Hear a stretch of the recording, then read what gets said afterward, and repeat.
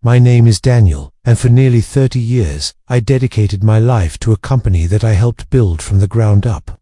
I wasn't flashy or loud. I didn't care for titles, office politics, or showy speeches. I was just reliable, the kind of guy who arrived early, stayed late, trained every new hire without complaint, and knew the names of every client's spouse, kid, or even dog. I wasn't just an operations manager.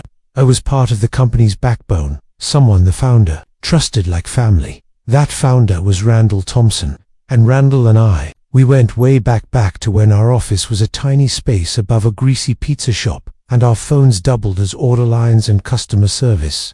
Those days were long and uncertain, but we had each other's backs. We built something real, and over time, we grew into a multi-million-dollar operation. Still, through all that growth, I never left. Not because I had to, because I believed in the mission. Then came the announcement. Randall was retiring. We all knew it was coming, but still, it hit hard. The man who'd built this empire with blood, sweat, and spreadsheets was stepping away.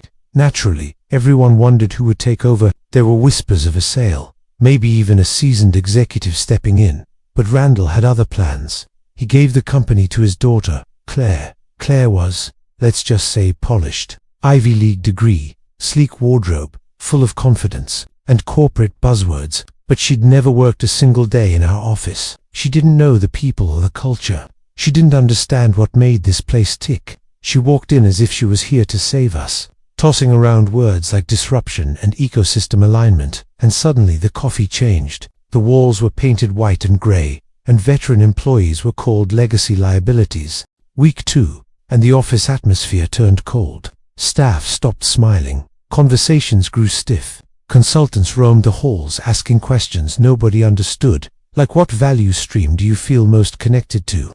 Actual work slowed down while everyone tiptoed around what was clearly coming. And then, it did. In the 3rd week, Claire summoned me to her office. She didn't smile, didn't even pretend to be polite. She looked at a file on her desk for a moment and then said, the words that told me everything I needed to know about her leadership. We don't need old men like you slowing things down. That was it. No thank you for your years. No nod to the late nights, the loyalty, the fact that I had stayed through market crashes, family loss, even during my cancer treatment. Just a cold, corporate shove out the door. Now, I could have argued, could have told her what she didn't know. But I didn't. I just smiled, nodded, and walked out because what she didn't realize was this. 2 years earlier, Randall and I had dinner over steaks and scotch. He told me he didn't trust the future of leadership and wanted to protect me. So he added a clause to my contract. If I were ever terminated without cause before retirement age, I'd get 2 full years severance, pay, bonuses, insurance, vacation, everything. And that clause, binding regardless of who was in charge. So when Claire fired me for being too old, I didn't lose my job. I gained an expense-paid retirement. Starting the next morning, I sat on my porch the next day, sipping coffee, trying to decide if I should fish or just sleep in, when my phone rang. It was Randall. No hello, no pleasantries, just one angry shout through the receiver. Daniel, why the hell did Claire fire you? Doesn't she read contracts? I laughed and calmly replied, apparently not. There was silence on the line, then a long sigh, and finally, a quiet, God help her. Later that afternoon, I got an email from HR, formal apology, detailed severance, every penny outlined, every benefit extended, and a statement that read, your contributions are acknowledged and appreciated. Nice words, too late, but the real joy, that came a week later. A buddy of mine still working at the company sent me a photo. It was Claire, storming out of a boardroom, red-faced, yelling at no one in particular. Apparently, Randall had ripped into her in front of the entire executive team, called her arrogant, reckless, unfit to lead.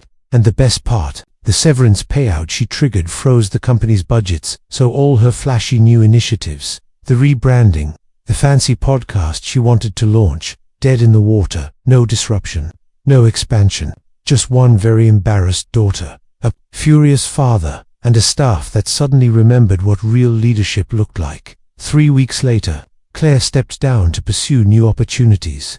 The press release was full of fluff, alignment, redefinition, new chapters, but everybody knew the truth. She got outplayed, by a man she dismissed as obsolete. And me, I'm still on my porch, coffee in hand, dog at my feet.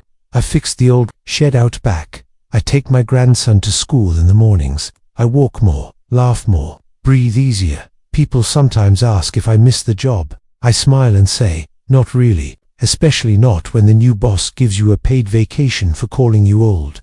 So, if you're listening to this and you've ever been overlooked, underestimated, or tossed aside, remember, sometimes silence is the loudest kind of strength, and before someone tries to fire you, make sure they've read the damn contract.